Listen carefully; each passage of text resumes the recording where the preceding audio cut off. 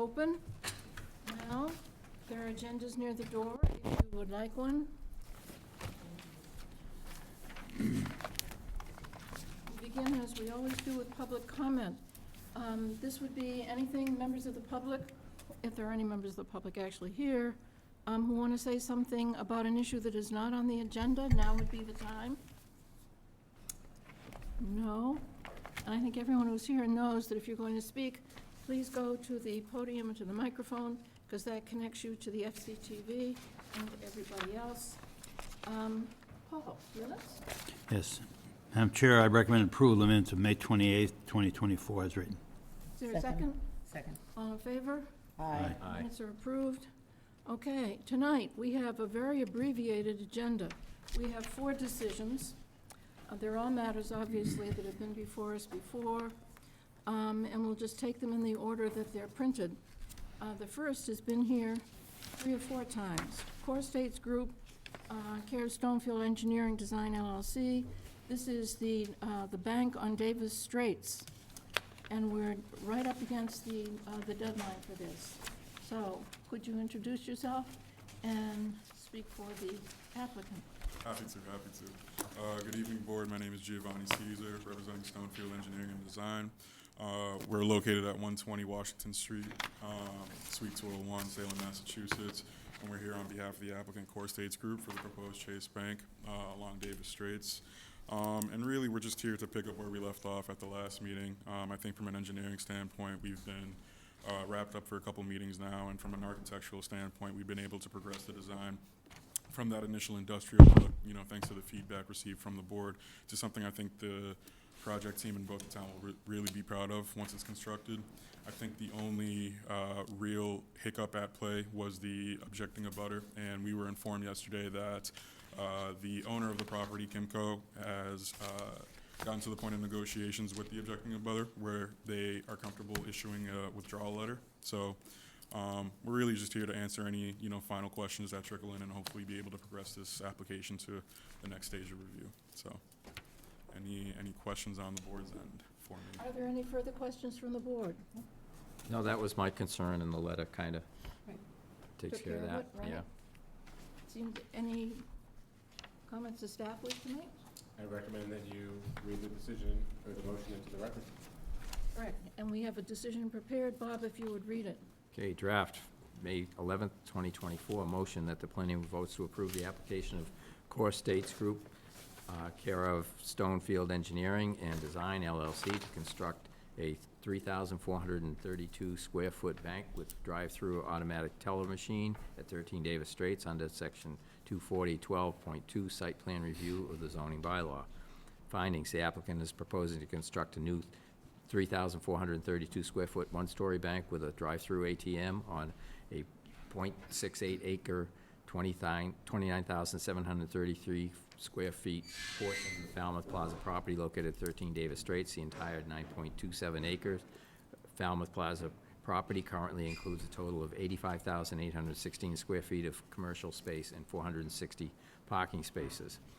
The proposed bank will have 30 traditional parking spaces and 2 accessible parking spaces, which complies with section 240.14.1E of the zoning bylaw. The applicant is proposing a number of improvements to the current parking lot, such as modest repaving, circulation changes, stormwater management, and upgrades, as well as landscaping, lighting, and pedestrian enhancements as noted on the site plans. The board is aware that the applicant's land is burdened by a parking easement in favor of abutting property owned by the Wacoit Real Estate Trust. The board has no ability or jurisdiction to adjudicate potential property disputes between private parties and takes no position on the validity or scope of the Wacoit Real Estate Trust easement or the potential effects of the project on that easement. The planning board finds that the information provided by the applicant conforms to all the requirements and findings pursuant to section 240.12.2 of the zoning bylaw. Conditions: pursuant to section 242.1C2 of the zoning bylaw, no permit for full or partial occupancy shall be issued until the planning board is satisfied that the conditions of this approval and predecessor approvals have been met. 2, construction of this project shall follow the town's soil erosion and sediment control standard conditions document. 3, the project shall meet all applicable standards set forth in the building code as determined by the building commission. Second. It's been read and seconded. Is there any further discussion? Paul? Pat? No? Jim? Yes, I am not in favor of approving this. Every time it's come up, I really was in favor of taking a look at the development that's going around the site. I believe this is a critical property to the redevelopment of the whole town, and I think our board is making a really big mistake not taking a look at least what's planned around the site. And I have to vote against this. I know I'm the minimum, against, you guys don't agree with me, but I want to go on record and saying I think we're making a big mistake here and not taking a look at how this is going to affect the future development of what I consider to be one of the most important sites for a whole town. And I personally have been trying to work on for maybe 6 or 7 years. And I just got to go on record. I know you all disagree, and you want to make it nice and clear for these guys, but I'm going to be, I've been the minority vote before, and it's okay with me. And sometimes I end up being right. You often end up being right. I'd like to say that we don't disagree with you, but I think that we have to go by our bylaws, and I think that that's for future reference Wait, in other bylaws. can I comment on that, too? Because there's been many times I've sat at this table over how many years I've been on the board, and I've been told by our town planners, other chairmen, other people, oh, you can't do that, you can't do that. No, that's not what we do. Guess what? I found out later we could have done it, and I've seen it happen all the time. And I've seen it happen a lot. So I want to go on record. I think we're really missing the point here as a planning board, and we become an approval board, and I vote negative. And that's all I have to say. Any other discussion? I understand where you're coming from, but until there is a master plan for that project, I don't see how we can hold up somebody who has a piece of land with a project proposed for it. And they're following all the sections of the bylaw that pertain to it. I mean, you could be holding them up for 10 years. And I don't see how we can do that. I don't know if, Well, I have that's seen a what- plan. Oh, he's commenting on what I'm trying to do. And in direct response to his comment, at this board, at this meeting, I have seen proposed drawings, what's going on the site next door, and no one brought it up in this thing, and I think you just see no evil and go Well, forward. where are they? If They they- had Excuse me, this is crosstalk. What we're doing is, Okay, I'm each done. member, thank you, and I think it's a matter of I made record, my it will be point. in the minutes. Bob, are you done? I guess, yeah. John, I'm all set. are we ready to vote? Oh, Yeah, Paul. I have a comment. I respect what Jim is saying. However, that's not our issue right now. And I do want to comment, the changes you've made as we requested was very helpful. So thank you for working with us on some of the issues that we raised early on. Thank you. Pat? Ditto, what Paul said. Yes, you. what Paul said also. Thank you for listening to us and making some changes. And there are some things that are right, but we can't act on them right now. So let's see if we're ready to vote. All those in Is that favor? a quote? There's some things that are right, but we can't act on right now? I That's a just quote? said it, it must be a quote. Are we all in favor? Aye. Aye. Opposed? Opposed, so it's 4-4, 1 against. 5. Passes. 5-1. 5-4. What about 6? Is Pam here? 4 or 5. Pam's not here tonight. Okay. 5-1. You're right, I counted wrong, thank you. Second time you were right. Okay, moving on, Perfect, thank you. thank you. Next up, we have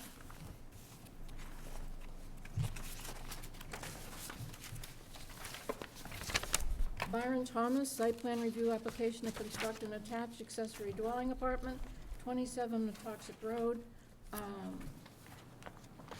Is anyone speaking for the applicant? We've seen this before. I think we requested a positive motion, so I think we can move right to it. Bob, could you read that, please? A draft June 5th, 2024 motion that the planning board votes to approve the application of Brian Thomas for the construction of an attached accessory apartment located at 27 Metoxet Road under section 240-12.2 site plan review of the zoning bylaw. Findings, the applicant seeks to convert the existing 754 square foot single-family house into an attached accessory apartment by constructing a 2,611 square foot addition to the existing structure for the primary residence. The accessory apartment will be 27% of the principal dwelling. The property will now have a total of 4 bedrooms, 2 in the primary dwelling and 2 in the accessory apartment. The existing septic system is adequate for the property as the bedroom does not exceed 1 bedroom per 10,000 square feet of land. The applicant shows an existing gravel driveway on the site plan, which appears to comply with section 249.1D, 1C, and 240.14.1E of the zoning bylaw, respectively. The planning board finds that the information provided by the applicant conforms to all the requirements and findings pursuant to section 249.1 of the zoning bylaw. Conditions: the plan shall be constructed as approved. 2, no permit for full or partial occupancy shall be issued until the planning board is satisfied that the conditions of the approval and predecessor approvals have been met. 3, either the principal dwelling or accessory apartment must be owner occupied for a period of 7 months in every calendar year. 4, either the principal dwelling or accessory apartment may be rented, but not both. 5 rather. An affidavit shall be submitted annually to the building commissioner, signed by the property owner. 6, construction activity shall not cause erosion to the or sedimentation onto the abutting properties and town right-of-way. 7, the project shall not direct any stormwater runoff to public property, abutters, or public rights-of-way. 8, the applicant shall contact the engineering division for an address assignment prior to issuance of an occupancy permit. Is there a second? Second. Any further discussion? All those in favor? Aye. 6 in favor, passes. I'm abstaining. Oh, you're abstaining. 5 in favor, 1 abstention. Moving on. Here we have Gene Kirby, site plan review application to construct a basement accessory apartment at 90 Pebble Lane. We've also seen this and liked it and requested a positive motion. Bob, could you read that for us, please? Draft June 5th, 2024, motion that the planning board votes to approve the application of Gene Kirby for the construction of an accessory apartment located at 90 Pebble Lane under section 240-12.2 site plan review of the zoning bylaw. Findings: the applicant seeks to construct a 495 square foot accessory apartment within the existing basement of the single-family dwelling, which will be 39% of the principal dwelling. The property has and will remain 4 bedrooms in total, 3 bedrooms in the primary dwelling and 1 in the accessory apartment. According to the health department, a walkthrough of the home was performed, and the bedroom for the accessory apartment has already been in existence for some time. Therefore, the health department does not consider this to be an increase in bedroom count, so there are no requirements for denitrification. The applicant shows a paved driveway with an adjacent gravel parking area on the site plan, which appears to comply with section 249.1D, 1C, and section 240.14.1E of the zoning bylaw, respectively. The planning board finds that the information provided by the applicant conforms to all the requirements and findings pursuant to section 249.1 of the zoning bylaw. Conditions: the plan shall be constructed as approved. 2, no permit for full or partial occupancy shall be issued until the planning board is satisfied that the conditions of approval and predecessor approvals have been met. 3, either the principal dwelling or accessory apartment must be owner occupied for a period of 7 months in every calendar year. 4, the principal dwelling and accessory apartment may be rented, but not both. 5, an affidavit shall be submitted annually to the building commissioner, signed by the property owner. 6, the applicant shall contact the engineering division for an address assignment prior to issuance of an occupancy permit. 7, the applicant shall contact the assessor's office to request inspection prior to occupancy permit. Second. There's a second. Is there any discussion? No discussion? All in favor? Aye. I think we're Abstaining again. 5-4 and 1 abstention. It's approved. Moving on. We have Nicholas Yeba, a special permit application to construct a 30 by 16.5 foot patio, which will exceed lot coverage by structures, driveways, parking, and pavement, as allowed under section 240.11.3A at 444 North Falmouth Highway. Once again, we have looked at this carefully. We requested a positive motion. Is there any further discussion before we read the motion? Madam Chairman, I have a question. Yeah. I thought patio was landscaping. Is this a impervious patio? Because my understanding, if it was a pervious patio, it doesn't even need a building permit. And I'm wondering why we're even discussing this. Or if it's a piece of concrete slab that's pervious, and I understand, could we go through that? Well, that's my only question, whether it's in front of us or not for the right reason. Jed, do you have an answer? I do. So it just so happens that they're building a pervious patio, but in doing so, they discovered that the lot actually already exceeds lot coverage. So they're already at 71.3%. So they came back and asked for the special permit like they should have when they exceeded it. So the patio itself isn't the reason they're here. But, It's so the- it's, It's, go ahead. we're pervious. Does that mean the water drains through it? That's correct. Then why isn't that just a landscaping, they don't even need a building permit? Because of my understanding, if you're building a patio, and believe me, I really thought that this was our code, that you don't have to do it. You're absolutely right. So in addition to the patio being constructed, they have to relocate some of the driveway. That, Understood, that's, That's the I've pervious- advised clients on this point so much, I was wondering if I was totally out of base. Now I understand, I'm okay with it. I don't mean to, just the language, I wanted to make sure that I understood what was going on. I'm fine with it. Do they have to go before another board for this, for the that's fine? I'm aware of, no. No? Other comments or questions? Motion's been made and seconded. All those in favor? No, Aye. we haven't Oh. read the motion yet. Haven't read We it. didn't hear it, sorry. It wasn't read and seconded. Bob, could you Draft. please? June 6, 2024, motion that the planning board votes to approve the application of Nicholas Yebby, trustee of Abbey Mariner Realty Trust, to allow for the lot coverage to exceed the maximum allowed threshold at 444 North Falmouth Highway under section 24011.3A 1 and 5, and section 24012.1 special permits of the zoning bylaw.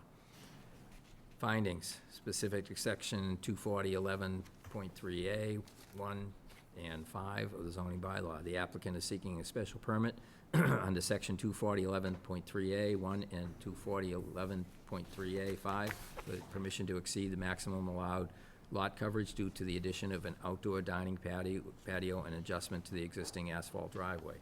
According to the applicant, the current lot coverage by structures, paving, and parking is 71.3%, exceeding the 70% maximum lot coverage percentage allowed in light industrial LIA. The applicant seeks to maintain the existing lot coverage by structure, paving, and parking at 71.3% and not increase it. The applicant provided the required information pursuant to section 24011.3A5 of the zoning bylaw, and the planning board has determined that information to be adequate. Findings, adequacy of site in terms of size for the proposed use. The planning board finds that the size of the site to be adequate. B, suitability of the site for the proposed use. The planning board finds that the site suitable for the proposed restaurant use. The property has had several restaurants occupy that space in the past. C, impact on traffic flow and safety. The planning board finds that the impact on traffic flow and safety to be acceptable. D, impact on neighborhood visual character, including views and vistas. The planning board finds the impact on the neighborhood visual character, including views and vistas. Finds no impact. E, adequacy of method of sewage disposal, source of water and drainage. The planning board finds the method of sewage disposal, source of water and drainage to be acceptable.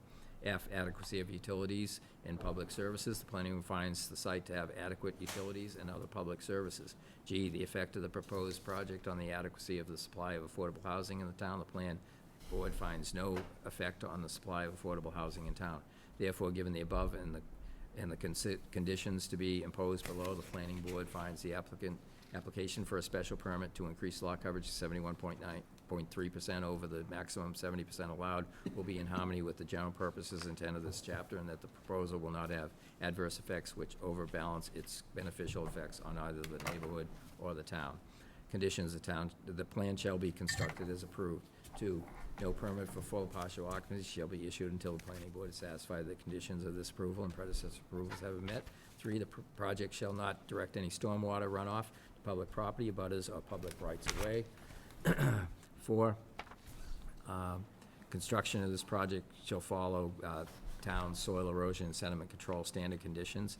5, upon completion of the construction, the applicant shall post the address for this residence per section 99(1), affixing legible numbers required, time limit for compliance. 6, pursuant to section 24012.1 of the zoning bylaw, the special permit shall lapse 3 years from the date it is granted if a substantial use therefore has not sooner commenced except for good cause.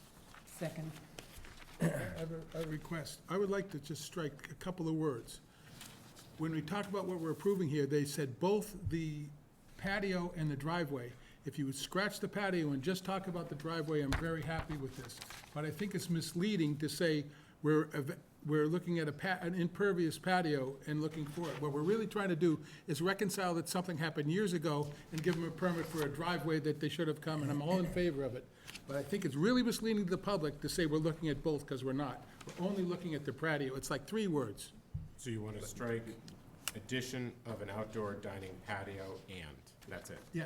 Okay. Then just go to the driveway, because that's really what the issue is, and let's focus on that. Or else we're really giving misleading information to, I know, when, in my business, I always take a look at previous decisions, and that's how I do things. And I think if we start making, I think it's misleading to have the words in there, especially because I don't think we really mean it. So we want to move to strike the word of an outdoor dining patio. Yes, and leave the driveways, because that's the issue. What area Okay, is that? so I made the motion. That's the first finding, I'm finding number 1. All right, let's vote first on the amendment, which is right under findings in that first paragraph, to scratch the phrase, "the addition of an outdoor dining patio and."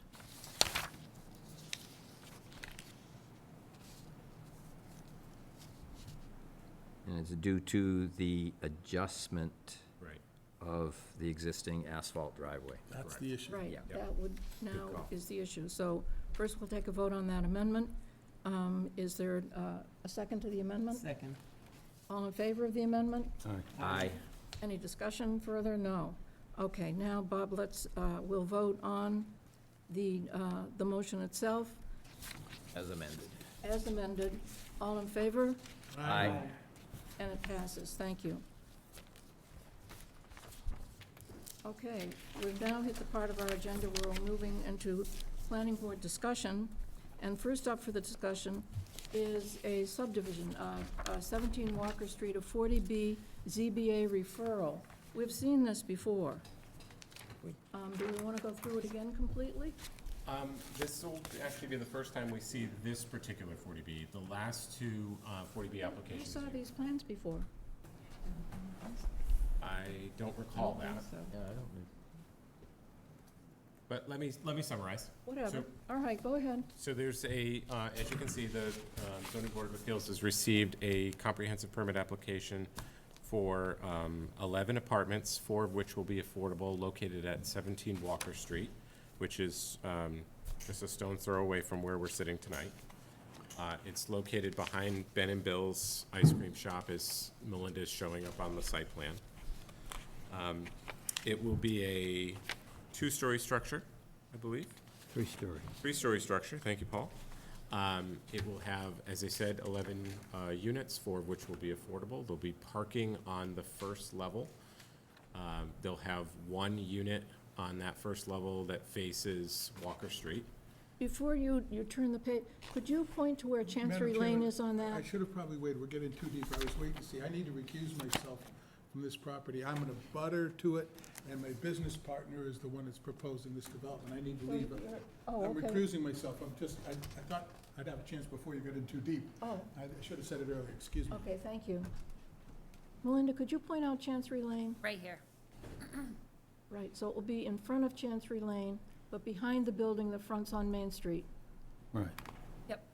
Okay, thank you. So I think on the right-hand side where the cursor is right now, Melinda's showing That's Walker Street. Yeah, And so just in front of this proposed building is the Ben and Bill's ice cream shop that well, fronts on Main this Street. 3-story structure is next to the one that used to house Puritan? That's a Yes. Close proximity, yeah. No, it's across the street. So Puritan is across, Puritan's is over Over here. there. Across Walker Street. Yeah. Yeah. So it's on the same side As what? of Main Street. Yes, sorry, Main Street, yes. Right, okay, thank you. Jacqueline's gift shop is there now. What? Jacqueline's gift shop. Yes, that's where that is, yes. So the site has a very small commercial building and quite a bit of asphalt parking around all 3 sides of the building, as you can see up on the site plan. That's the Right. existing conditions. So this applicant is proposing to essentially use the entire property for as Paul corrected me, which, thank you, is a 3-story structure. All of the parking will be within that first floor, so it'll be in a little garage. There will be one unit on that first floor which faces onto Walker Street. And then the remainder of the units are on the second and third floor. And they are essentially a replica of each other. So there's no difference between the second and third floor in terms of floor area and the unit layout. Some of the benefits, it's located right on Main Street, located by public transportation. It's walkable to Main Street. As I mentioned, there's 4 units proposed as affordable. This is the renderings of the structure itself. So there'll be 2 entrances to the parking area, one on Chancery and the other on the alley. I don't recall the name of the alley. Glenwood? Clinton? Glenwood. Glenwood, thank you.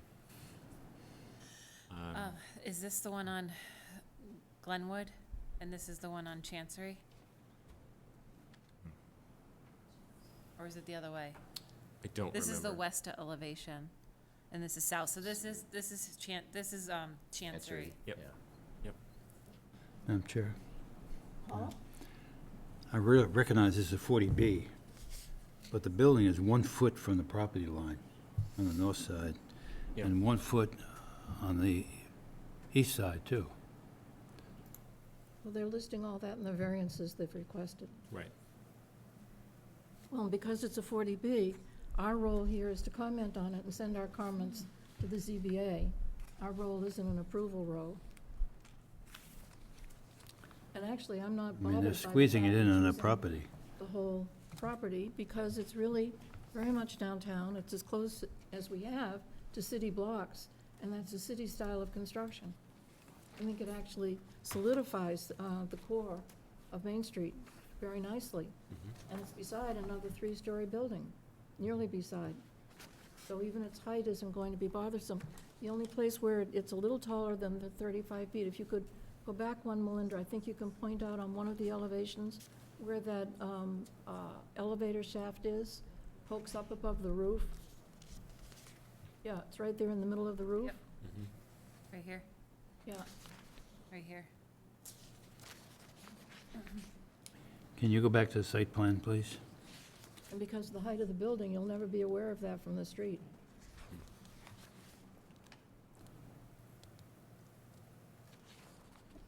You see, there's only 1 foot on the upper right in the yellow area. On the left, far left, is 1 foot. And on Walker Street, there's also 1 foot to the sidewalk. So your concern is about walking? Well, they're certainly filling the site, there's no setbacks. Right, Correct. that's right. And I guess we can't have anything to do with that because it's a 40B. It's 11 Well, units. they are asking for a waiver for that. And so, you know, the zoning board of appeals obviously looking for the planning board's perspective on that, whether or not you think granting the waiver is a good thing. So if you have objections to it, or if you have thoughts that you want to share with the ZBA, we will write up your thoughts and send it to them by June 14th. So we Great. have just a few days. Yeah. Any- Well, I object to the fact it's so close, but to make any change at this point would require a complete redesign of the entire structure. And I don't think we can have them do that as a 40B.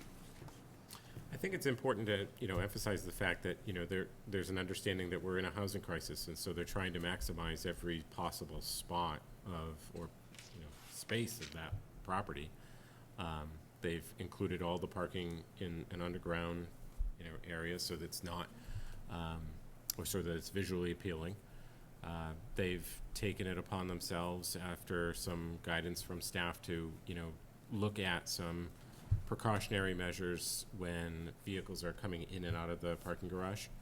So looking at adding some painting to the pavement itself to indicate to pedestrians that a car could be coming out at some point.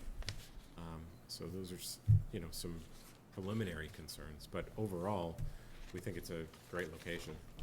And to Charlotte, your point, it matches the character of the area with the B1 district, because those don't have any setbacks. any setback requirements. Right, and it actually matches the part of the character that we would like to enhance. Right. Because there is also downtown on Main Street, one-story buildings, where there could have been two-story buildings with residences above, which would more nearly be what we were hoping for, do hope for in that area. I think it's an excellent project. We need the 11 units. I think they've made an effort to make them 11 good-looking units, and make good use of the space. Bob, do you have a comment? Yeah, they're only providing 11 parking spaces. Yes. So, I mean, most people, you're a couple, you've got 2 cars, so where are the other cars going? Well, as they point out, because it's downtown, it's near quite a bit of public parking, but that's already overburdened. But it is, and there's on-street parking in the area. So do But they need, the likelihood of low-income individuals who are eligible for these actually having 2 cars per unit is not 100%. well, it's only 25% of the units, the others are market rate, so those are gonna be, I would, I don't think the others are market. How but many of the units are market shouldn't there rate? be a requirement that they have to provide parking off-site? So they're actually asking for a waiver from the parking Yeah. requirement. Yeah. So, in terms of market rate units, they're creating 7 market rate and 4 affordable. And I will point out that 3 of the affordables will be at 80% AMI and 1 will be at 100% AMI. So trying to address that missing middle or workforce housing Workforce. component. But, Bob, to your point, they are asking for that waiver. Yeah, and I have a problem with that. Can we get a list of the waivers that they're requesting? It's in your packet, Packet. John? page 3. Just a technical question, does the 100% qualify under the 40B statute for the state To be included on the SHI? to be included in the 25%? There's 11 apartments, 25% have to be affordable, so does 100% count with the state? I thought it had to be 80% or less. I know that 100% are eligible to be included on the SHI, I understand that part. but to your question, do they qualify as the 25%? I don't know. One would think that they wouldn't, because my understanding is that, to your point, it's only 80% AMI, but I could certainly check with the housing coordinator to make sure. If that's what it has to be, then they have to do one more unit. Right. They have to do an additional unit at 80%. Right. Are these rentals? They are all rentals. Oh, don't they all count? Yeah, they do. They would eventually all Yeah. count, yeah, Well, provided they meet the under 25. 40B Right. bylaw, Oh, I it's my understand. understanding. Yeah, 25% of 11 units would be 4. yeah, yeah, At 80%. Yeah. Not 3 and then 1 Yeah. at 100. yeah. It's probably more of a ZBA question, but Yeah. I'm just curious about it. Yeah. But we're commenting to the ZBA, so that should be one of our comments, questions, whatever you want to call it, to the ZBA. And my other comment would be that it all looks terrific, but it's not a very attractive building. Yeah, Oh, you don't like it no, for where it No. is? It's a no, minimalist building. yeah, yeah, it's pretty ugly. Oh, I didn't want to use that word. but- Yeah, no. I know it's behind the other buildings, et cetera, but Yeah, we've commented on every other building, so, yeah, and it's not Perhaps- in Hatchville, so people will see it. yeah, this is about as minimal as you can get. Perhaps the comment could be the architecture could be improved. Yeah, it doesn't really fit into that neighborhood. If you've ever walked down that street, there's a lot of nice old houses, Okay. different styles of architecture on that street. And if you look at Main Street, I mean, you look at the Puritan Building, you look at the Bell Telephone Building, I mean, there's a lot of nicer-looking buildings. my idea of the minimalist you can get is probably different from this. Totally minimal, the way I see it, is a flat roof. It has no pitch, there's no gable effort, it has nothing going for it. They've made a little bit of an effort here, and I'll grant you it's not an enormous effort, but it is an effort. There's also variegation in siding too, which, Yeah, I guess we've kind of been spoiled about 704 Main Street. I mean, they just did such a nice job with that. You know, I think that's a nice-looking Yeah. building. This, it's just funny, years ago, I read an article about Asheville, North Carolina, in a retirement magazine, and how it's this sleepy little town in North Carolina, low property values and low taxes, and it was really nice. Everybody moves there. It's a city now. And you look around, and this is all you see. And they've kind of ruined the reason why people move there. And I've always maintained that Falmouth has an architectural history to it that makes it a nice place to visit and to look at. You see people taking pictures of buildings all over town. And, to start going to the dark side with this stuff bothers me. I want to see, in the local comprehensive plan, we talked about the built environment, maintaining the character of the town and the charm. And I think if we start going down this road of nondescript buildings, I think we're going to kill the golden goose. And we have 40B to thank for that, Bob. We do. Do you feel like there could be, architectural improvements to the building in its current form? What specifically, I guess, could be changed to make it, I guess, match the neighborhood? Yeah, I don't know.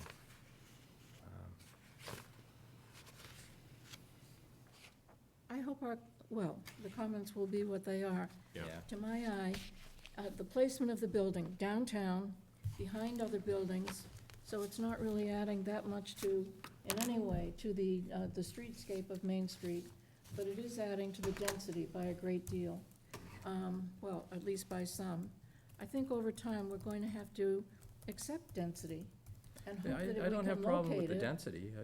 Well, this is what it's gonna look like. I mean, there are want bunches all of the ways land you and can it's gonna go put up. people in boxes in a building,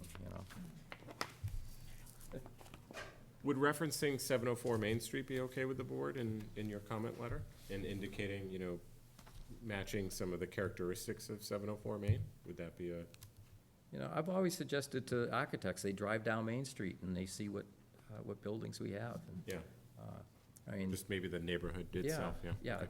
we want it to kind of fit in with, even though it isn't on Main Street, it should kind of fit in with Main Street. And Walker Street as well. Main Street has an enormous variety of buildings on it when you actually look at it. Yeah, So the fitting in on Main Street leaves, it's do whatever you want, because there's a little bit of everything there. but they. I would hope that they don't go backwards and decide the part they want to fit in with has a flat roof and no gables. I really think an effort, you may not Well, a admire the mansard effort. roof would be different. And there's mansard roofs on Main Street. They're not any better looking, and this low pitch is actually better looking than any mansard I've seen. So, I don't know, you open up a can of worms when you say fit in on Main Street. I appreciate it. Yeah. Of course, we want to protect the character, Yeah. but I wouldn't make it We've already lost it on East Main Street with what's going in down there. So. I mean, these are comments to the ZBA, so, I mean, right. Okay. Yeah, those are my comments. I think it's okay to mention 704, but one of the things that makes 704 distinctive is you've got balconies. Right, You're gonna have balconies here? Where? there are some balconies yeah, there. it's pretty Yeah, tight. But it, and that breaks it up a little bit. Yeah, and there's, different offsets. Yeah, I don't think Right. we should start telling them what they should put That's on, fair. Yeah. because that goes south real quick. Yeah. You just throw it back to them and Right. let them trying to come up I with know, I something. saw that, a little but I bit don't better. know if you Yeah. could break it up in some way here, too. I think it'd make it a lot worse, but it, Yeah, good, I don't know. And we can't tell them, we can tell them it's a little bit boxier than we would hope for. But when they're shoehorning every square inch yeah, of the building, I guess it's hitting each one of us differently. Paul, do you see this as an ugly building? I think it's massive for that particular site. I mean, it's clever the way they have squeezed everything in, and the curved areas and put in affordable housing, apartments and so forth, but it's still massive. And You know, it's right up to the property line. It's taking up most of that area there. I walked around it today, and it's going to be really tight. But we can't do anything about it because it's a 40B. That's right. Is there more that you'd like from us? No, I think I've got everything. I'll review the tape, but it sounds like, there's, Paul's got issues with, the size of the building, could be some architectural improvements. But it sounds like there's a lot of positives here too. Well, I'd like to mention among the positives, the gabled roof, that it's a pitched roof, that it has gables in it, that an effort's been made to make it fit. And it appears from the materials, unless I'm reading it wrong, what are the materials exactly that the building will be clad in? Multiple Yeah. different ones. Yep. It's PVC board and batten, right here. It's faux cedar shingles, and then here, cementitious.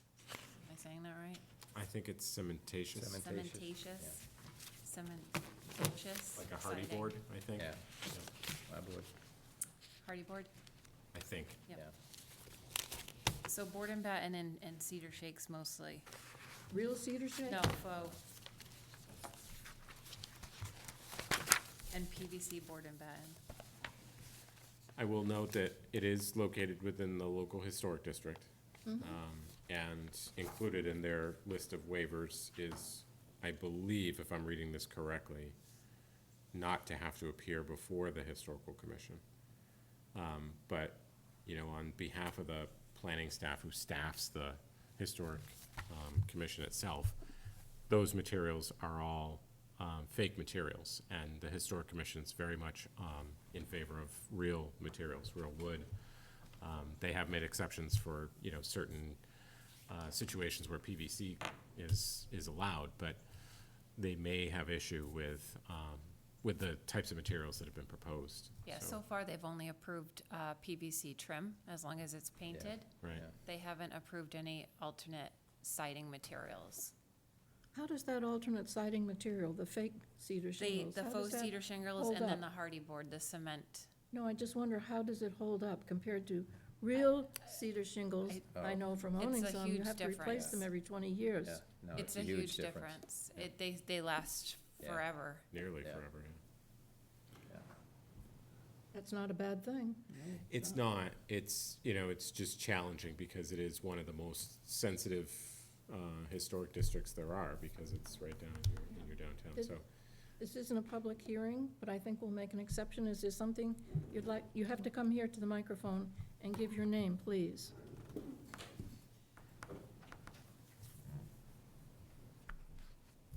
My name is Regina McHugh, and I just want to say, for Mr. Leary's comment on the parking, I worked downtown for 5 years on the corner of Walker at Belezza.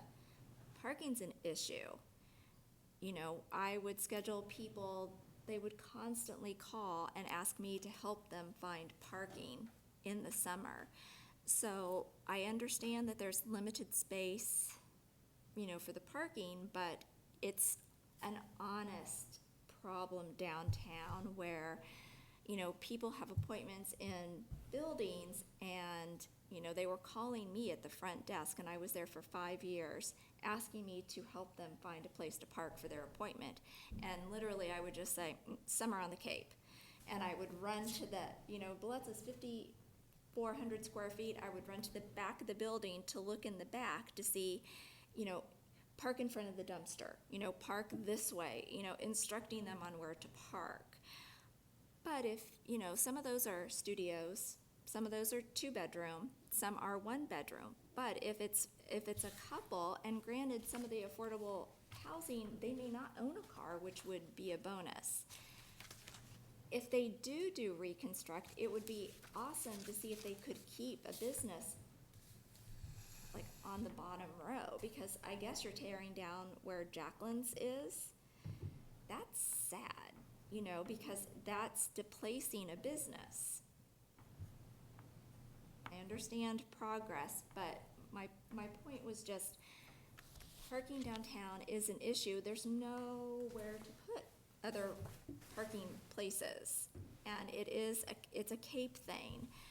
But if those people are taking up public places, that's going to take away from people coming to the area and finding a place to park, where if they're gonna come down and spend money at these businesses during these busy months, they may not continue to look for a parking spot and give up, which is just 2 cents worth of me sitting here listening, but it's a consideration.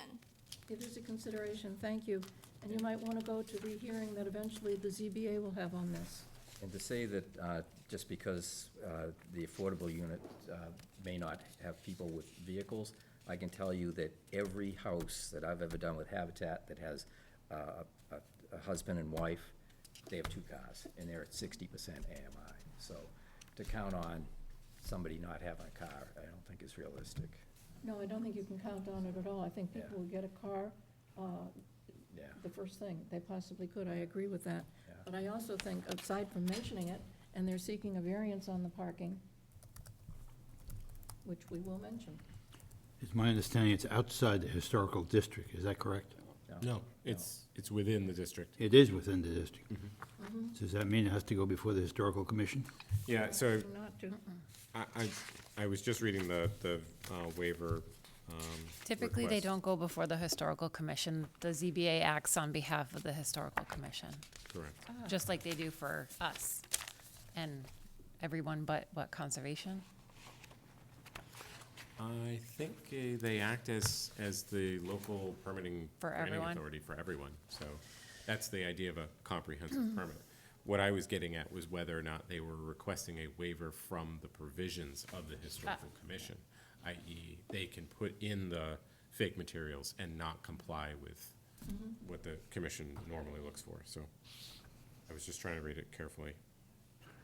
Well, it refers to the fact that the existing building is not on the list of significant buildings, That's right. and that's fine. Yep. But it's still within the historical district for purposes of this development.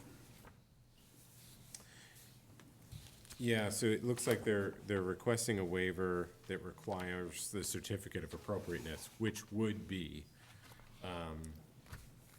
if I'm reading this correctly, to essentially bypass the historical commission Right. process. However, I think it's worth noting, perhaps, if you're comfortable, in the comment letter, because we staff the historical commission, that perhaps they ought to, or the commission could, I guess, supply a referral that articulates the issues with the fake materials.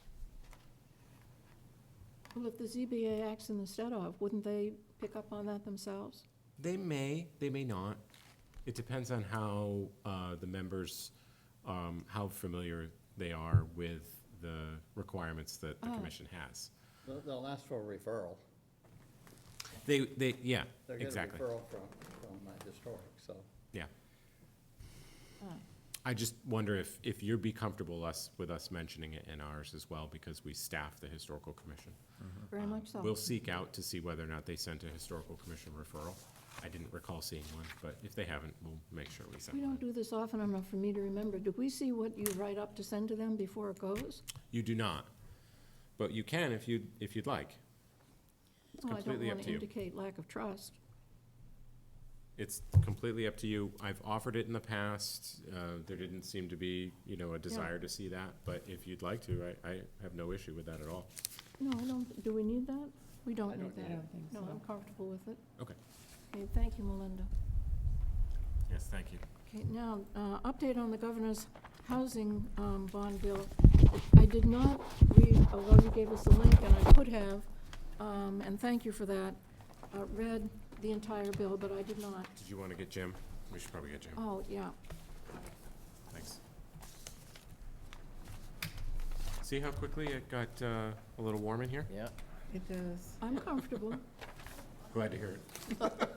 conversation got a little. Can't blame it on Jim, he left. It's true. We can't. I fell asleep, excuse me. Had my legs crossed.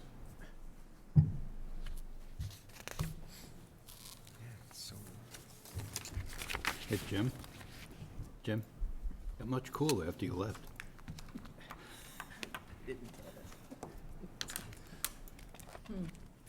So, we're moving on to It was an a joke. update on the governor's housing bill. And my question about it, I was starting to say, I did not read the whole bill. I should have, you've given it to us in time to do that, but I didn't do it.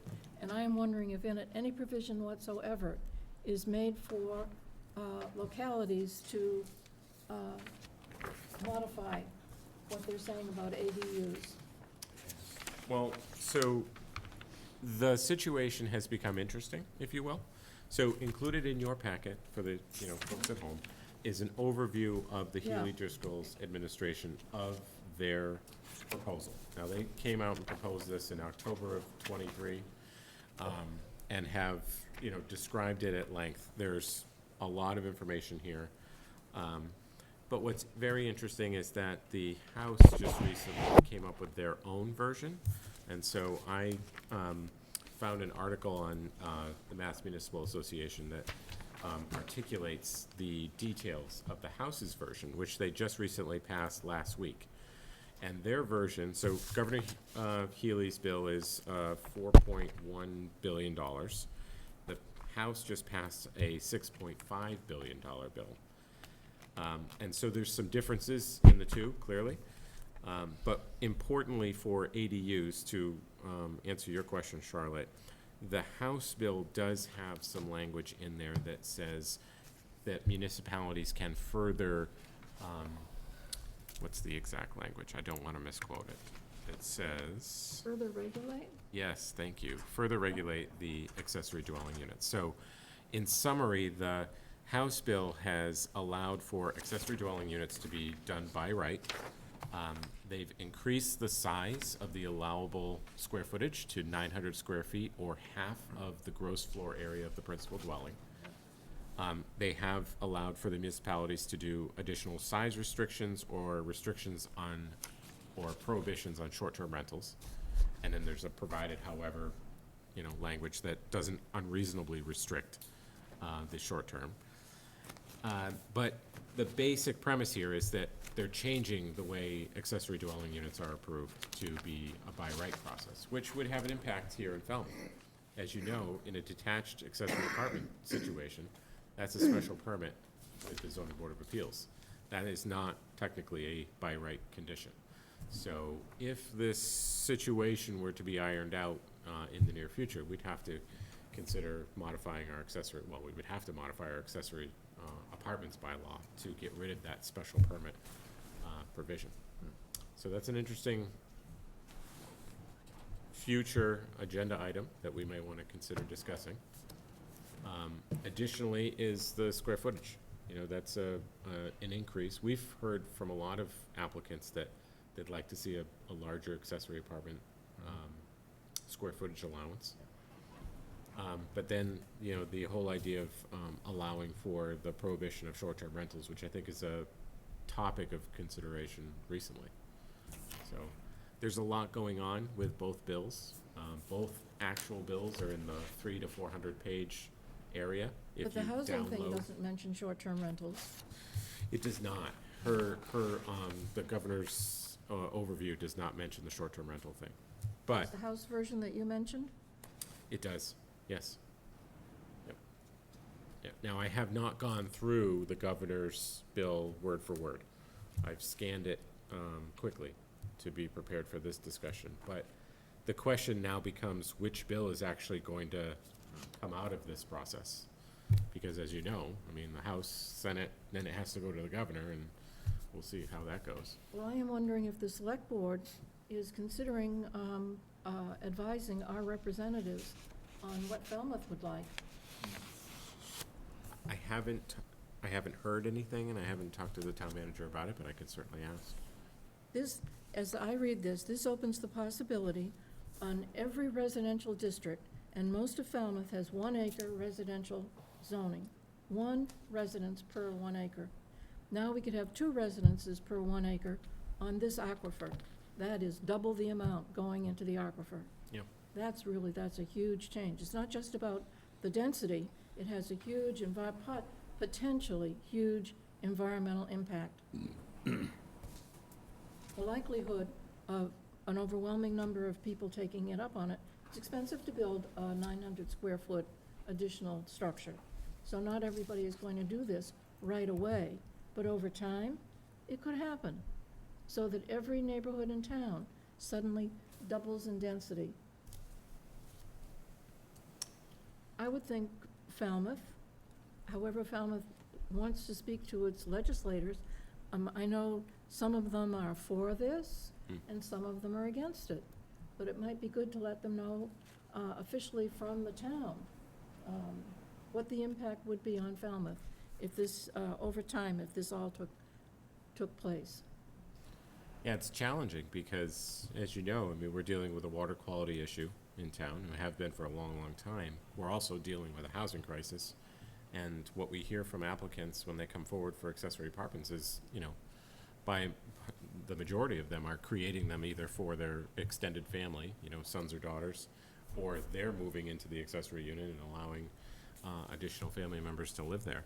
So it's this constant battle, you know, which, you know, you want to allow for and create this variety in the housing stock, but you've got some environmental issues that you have to deal with. There are definite environmental issues, and there would be no requirement that it had to be family.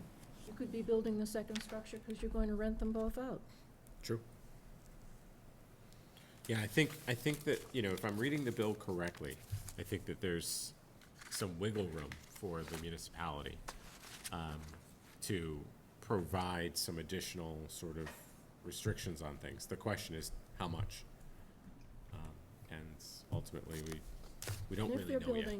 If they're building a building of that size on their lot, does this trigger a site plan review? Yes. So in theory, that's what it would be, because a by right process when you're adding square footage is site plan review with the planning board.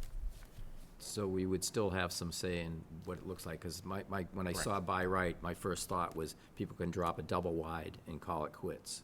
No, it would still be, Okay. it would still be site plan review. Okay. You just wouldn't be going to the zoning board of appeals for a special permit. Which we always wanted to have that anyways, Right. but. Jim? I'd just like to bring a historical perspective. I believe that, I think Bob, Pat, and I worked for 3 years crafting the accessory apartment bylaw, and we listened to tons of feedback, and one of the most important things that made us come up with the numbers that we did was people said, we're gonna turn every house in town into a duplex, and we said, no, we're not.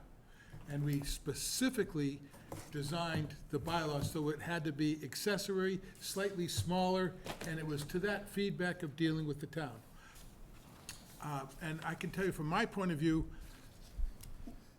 we did that just to get the bylaw passed. There was a tremendous amount of town meeting members that were against it, and we had to get through town meeting, and we specifically crafted the 800 square feet relating to a 2,000 square foot house, making the math work so it'd be accessible, it would look like the same. And that's what we paid. This is making every house in town a duplex, and if that's what our state government wants, c'est la vie. But we worked really hard not to do that. And I'd just like to go on record as saying that I would also like I know we're gonna touch on that later, but can you just tell us how many accessory apartments, I know it's next on the agenda, but how many were done under existing bylaw? I think it'd be appropriate to hear that at this particular moment. Is that okay, Charlotte? Of course. Just to jump ahead. 55. What? 55. Only 55. So I guess we could have done better. That's not bad, but, I think COVID had a lot to do with it, Yeah. and construction costs now. Yeah. Pat? This has been a problem for me to reconcile for quite a long time. When you have laws like this, or like the 40B, it does not take into consideration the special needs of a community. Now, we've got the state saying, well, you've got to clean up all the estuaries. Oh boy, now you've got to allow this by right. Now, 40B can do whatever they want to do, but you've got to clean up the estuaries. They're like this.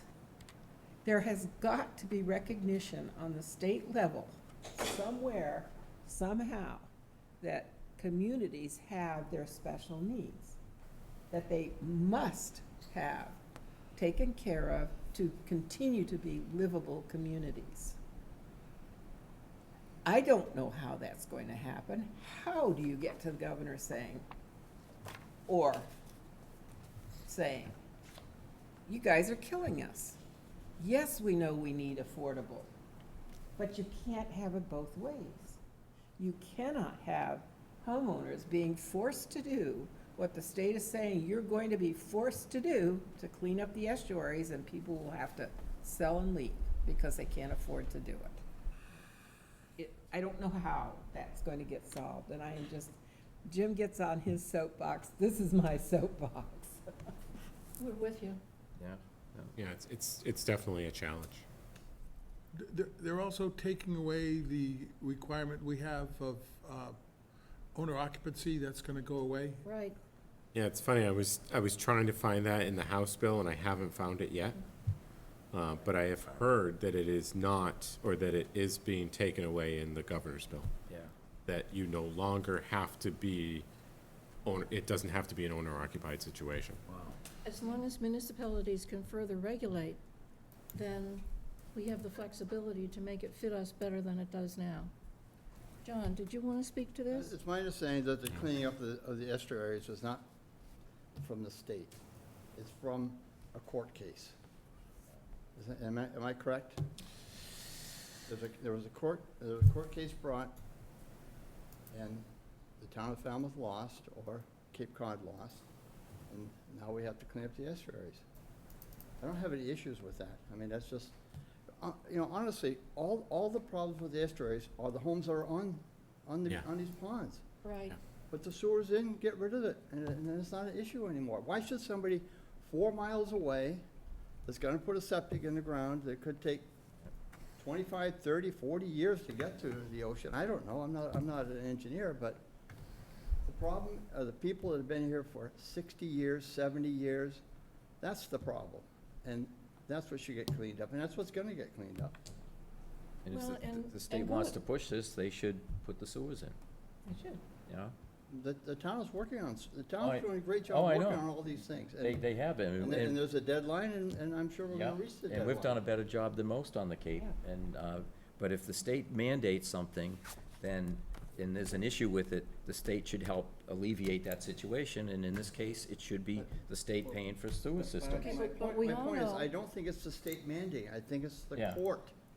There was a court case that was brought, and Well, no, the state's mandating this housing production. that housing, Yeah. yes. Well, So, that's, so they should support that. but it's by- a crisis in the whole, almost the whole state. It's not Oh, just, yeah. not Oh, just yeah. Falmouth or Yeah. Cape Cod. Yeah. Well, I think for clarity, the changes to the Title V regulations did in fact force the cleaning up of groundwater. So a community, and again, I'm not an expert, learning every day, but you're essentially, every community has to decide between the watershed permits or enforcing the innovative alternative septic systems. But the court case created a deadline. Yeah, I think it sort of started the process, but again, that Title V regulation is a state regulation, so I guess perhaps that compromises it's both, right? And does this really matter to what we're looking at right now? Some authority superior to the locality is making us clean up the estuaries, and many people are glad that that's true. We would like cleaner estuaries. This business of doubling the density on the land across town, potentially, that goes right directly into the drinking water. That's not about the estuaries. That's about the water that's going to come out of the tap that I'm going to have to drink, and my grandchildren are going to have to drink. I think they need to think about it. And the Affordable Home Act overall is an excellent thing. It's about time the state decided to put money into solving the housing problem. We really needed to do that. The state is us. In the end, it will be higher taxes. We should be glad to pay it because the whole state really is in the process of gentrifying. The prices have gone up so high that we're blocking out people who can't afford to live here. They're having to move to Oklahoma or whatever. So we want to correct that. We want there to be room in Falmouth and everywhere else for people of all means, so that we don't become, snob central. We just don't want to be that kind of town. And this Affordable Housing Act goes a long way toward it. The only part, I congratulate the governor on all of it, except the ADU part that gives us no flexibility yet in the way we would be able to implement it here. And I hope that we get that. And I hope that the select board, or however that actually works, the town authoritatively will let our representatives know what would be best for Falmouth. It just would be good if we made a stand on it, that we say congratulations for the money going in. Every time there's a chance to get some, I hope we apply for it and use it well. But other than that, let's fix the ADU. Oh, There's another factor there, too, that we're overlooking somewhat.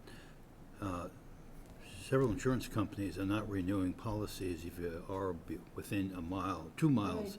of the ocean. And coastal resilience is going to impact this, too. The availability of housing and availability of development is going to be very, very stressed. Yep. If you're high enough, you still have to get the state insurance stuff, but if you're high enough, it's not so bad. But they don't take into consideration height, they take consideration distance from water. And the Oh, only insurance. option, well, not the only option, one option is Mass Mutual, and they'll insure you.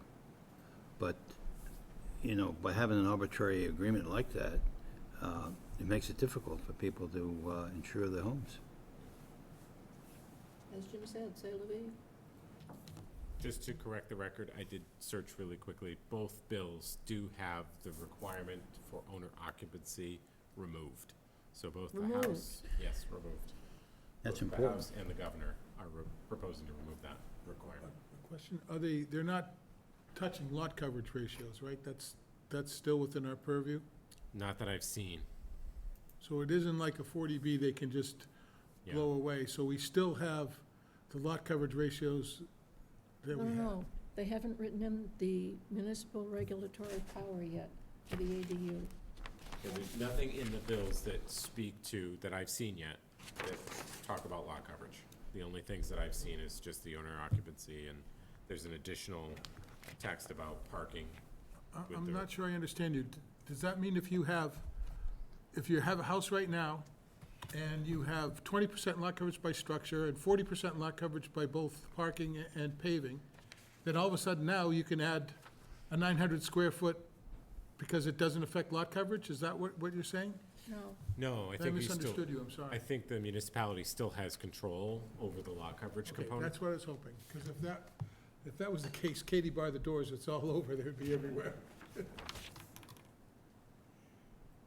So again, we're not really certain where it's going at this point. There's a big difference in funding amounts. I mean, we're talking 4.1 and $6.5 billion. So at some point, we'll see a compromise. But my understanding, according to the article, is that the Senate was supposed to take it up likely either this week or next. So I guess we'll see. Stay tuned. right. If we hear anything, we'll let you know. Any more on this? Nope. Planning Department report? Did you want to go over the accessory apartments, the update? The ADU? Yes. You have a graph now, too, Yeah, right here, right? we have it. It's right here. Yeah, it's nice. So, it's included in everyone's packet, but, over the course of the many years that the bylaw has been in place, the winner, if you will, in terms of number of applicants, was 2022. We had 12 applicants. It went down significantly in '23, down to 5. So it could have been construction costs. I know things are getting expensive, but, as Melinda pointed out the other day, we're only halfway-ish through 2024. We've already got 8, Yeah. and more are coming in. So, Well, seeing. we just approved, what, 3 tonight? yeah, 2. 2, so we're already up to 10. Those are on here. Oh, they're on there? Oh, shucks. What's the issue with number 24? Sorry? Counting the Number houses. 24, what's that code mean? In GRSO, not applicable. Oh, so, It's in general residence. General residence doesn't allow accessory apartments. It was withdrawn, it wasn't applicable. So it's not considered in this list at all. All the highlighted in gray are not part of the 55. Yeah. The ones highlighted in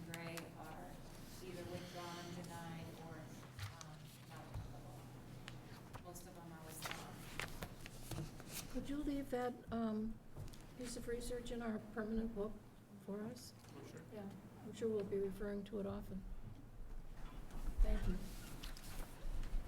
So we're gonna leave that. Ready to move on? I had just another question, too. The issue continually comes up on whether these affordable apartments can be limited to residents of the town of Falmouth. Is that a consideration in any of these bills? Not part of this bylaw. No. No, it's a different subject. Are you referring to local preference? Yeah. So that's typically done under the comprehensive permit process. But my understanding is that state law caps it at 70% of the units can be set aside for local preference. And that's for 40Bs, nothing to do Correct. with the Comprehensive ADUs. permits. We're off subject here. Yeah, nothing to do with ADUs. But it is something that is used, but not in the ADU conversation. Planning Department report? So let's see, we wrapped up our last recodification, or I should say, our zoning bylaw review working group meeting where we started talking about Article 10. So that went well. Our next meeting is in July, I believe it is July. I won't say the exact date because I can't remember it, but it's in early July. So we'll be talking about Article 10 some more, and hopefully we'll get to a home occupation. Our parking management plan is going really well. We've just received some preliminary results from our consultants that show utilization for the information that we collected in May.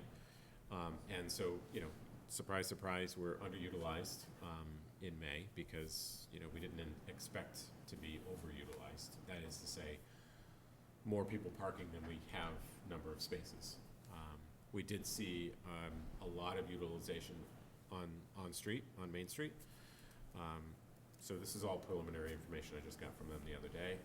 So we will be setting out to do data collection again in June, July, and August, so that we have May, June, all the way through. We're looking to connect with the local business community. I'm hoping to gather them together in a group. That's probably going to be challenging, but trying to get their perspective so that they have a voice. And then ultimately, bring the study to conclusion in early September. That's going well. Our open space and rec plan, which should be finalized by the end of August, that's going well as well. The consultants are surveying our recreation sites for accessibility. And applications just keep coming in. I mean, we're getting a lot of ADUs. There's a lot of ADUs that come in. So things are busy. That's good,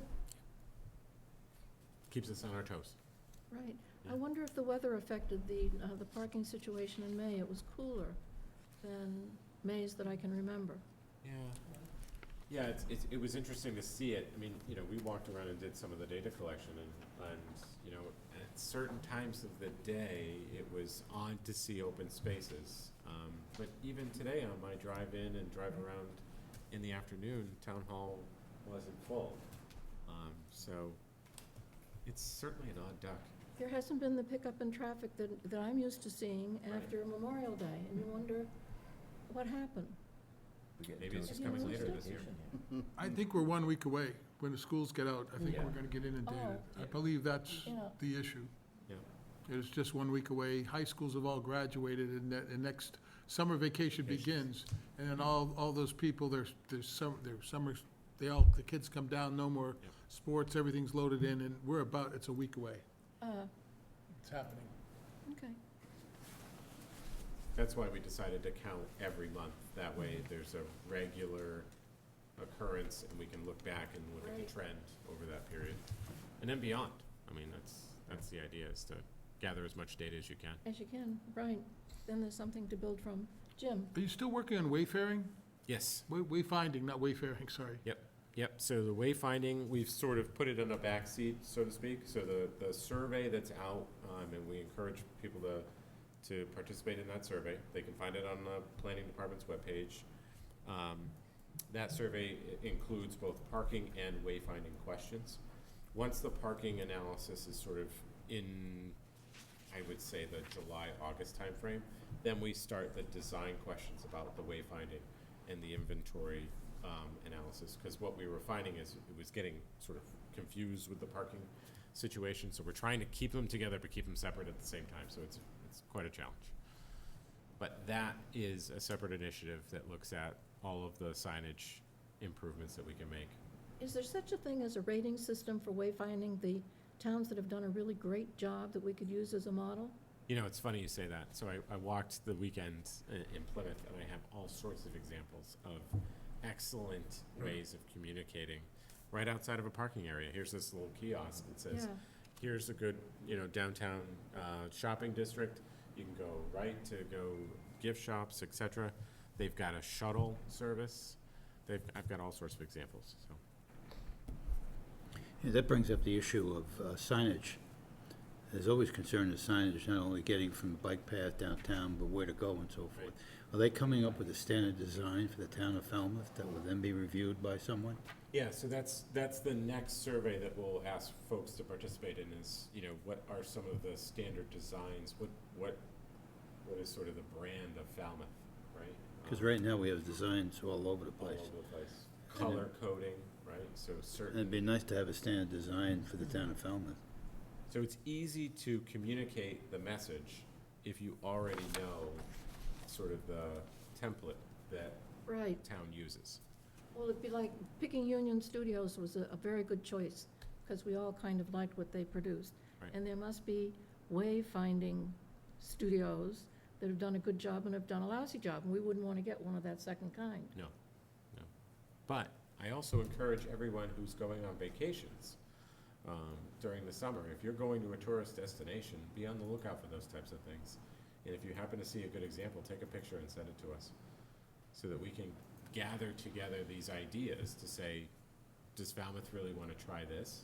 Well, is there a wayfinding association that hands out awards? Not that I'm aware of, Well, Google it, see. but there could be, you're right. It could be. Right, Yeah, but wayfinding is more than just signage. true. It's maps, It's a lot more than signage. Pavement marking, all sorts of different things. I mean, these trucks go down Main Street because the website says, take 28 and continue on 28. Or they take shortcuts through various streets that just say, no heavy trucking. So it's a real issue, but there's no enforcement. Yeah, that's another issue. I think Lakeview's a really good cut-through. Yeah, that should be on the I map. sit there looking out and I see backhoes and everything coming by my house, and buses and everything else, and it says, no heavy trucking, Yep. so. No, the only way around is live on a dead end. So, committee reports. I have nothing at this time. Committee reports? John? Tomorrow at 5 o'clock, Cape Cod Commission is going to have a public hearing regarding the Why? YMCA. YMCA. Oh, yeah. I was going to say solar farm, YMCA. Yeah. 5 o'clock, and you can go on their website and participate in that. a Zoom meeting. Okay, that's coming right along. Yes. Very nice. They've raised a bunch of money. They have the land. That might actually happen. Hearing no other committee reports, are there any announcements? I get a comment to make about announcements. Oh, yeah. But somebody can go, if they have an announcement, make your announcement first, I guess. Anyone have an announcement? No, go ahead. I got an email, somebody was asking how to contact me, and there was no stated business why they wanted to contact me, so I never contacted that person, because I've never gotten into the habit of talking one-on-one about planning board business with somebody. I feel that if there is something that they need to talk to the planning board about or bring to my attention, they should come to a meeting or forward something through the office and with the stated business and the reason for why they need to contact me. So I just wanted to make note of that I have not contacted that person. I think that's our general understanding. Yeah, so what we typically do is, if anyone wants to get in contact with the membership, that we just simply say, if you could send us what you want to say and we can forward it along. Yeah. Yeah. If the member wants to engage, they can. But as a matter of public record, our email and telephone numbers are posted on the town website. Yeah, your personal information is not, Oh, I don't but the think we are. department is. Yeah. So Look, our- your email and telephone numbers are not listed on the webpage. oh, I guess that's only town It's meeting all members. planning Sorry. staff. Yeah. Select board members, I believe, have their own email address that's a town email. Town email. That people can send emails to, but you folks don't have that. So it's just our name, no contact information. That's right. So if you're still comfortable with us, using that protocol, we can continue. I think that's what we should do. Okay. Hey, Paul, did you want to add to that? No, I have something else to mention, that's Oh, all. go ahead. I'm part of a small group that's been promoting the 250th anniversary of the country in 2026. And we made a presentation to Select Board last week, and it was, I think, well-received. Town manager has certain concerns he has, and he asked the group to put together a mission statement. We did that, gave it to him today, and we're going to meet with him, I think, Thursday afternoon to see how he wants to proceed. He has some very distinct thoughts on it, and so we're trying to work with the town to see how we might be able to move forward. Many towns are moving forward, and they've been working on this for over a year. And David Vieira is part of the special commission for the state. And when I saw him a week or so ago, he said, "We haven't heard anything from Falmouth." And I said, "Well, it's coming."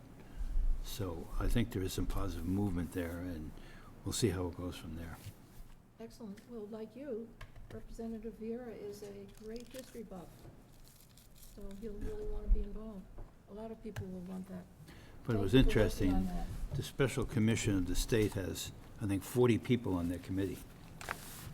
The governor appoints 15 or so, and all these different committees and so forth, and 2 representatives. He's one of those. So, General correspondence? Not. Future agenda items? I just have a quick request. Is there any possibility that we're halfway through the year, that I could actually get a copy of this, everything that's in this book right now, and I could just keep it in my office? I like to take this with me, it's so good, but we use it every week, but I'm requesting a copy of it, because I usually prepare by myself, and it's a great tool. Yeah, sure. It's really unbelievable. I've never had such organization by staff in my whole term here. Isn't that nice? It's unbelievable. Yes, it is. It's great. It saves a tremendous amount of time in preparation. And I would just like to have it on my desk. If that's possible, get a copy, and then next year get another copy. It's like, we're mid-year, this is a good time to do it. Personal thing, it's my It's own. only $1 a page, so Okay, no problem. calculate that. No with problem. Personal checks. Anybody else? Would anyone else like a copy of it? We can also give you digital copies too, Yeah. if you Yeah, prefer but a that. 3-ring binder on your desk is really a nice thing. Yeah, no, I get it. You know, you could probably take it home with you. Just bring it down before the meeting, and they can add the new Oh, things. we could do that. I'm asking for a copy now, and then, We have a pretty strict rule on the books don't leave. Oh, Yeah. no, you can't do that. I No. didn't mean to say that. Yeah. That was way out of line. It was. We'll let it go this time. Paul, I'll make a motion, we adjourn before 8 o'clock. we have to say when the next meeting is. The next meeting will be June 18th. Paul, do you have a motion you want to make? I'll make a motion, we adjourn. Second? Second. All in favor? Aye. Aye.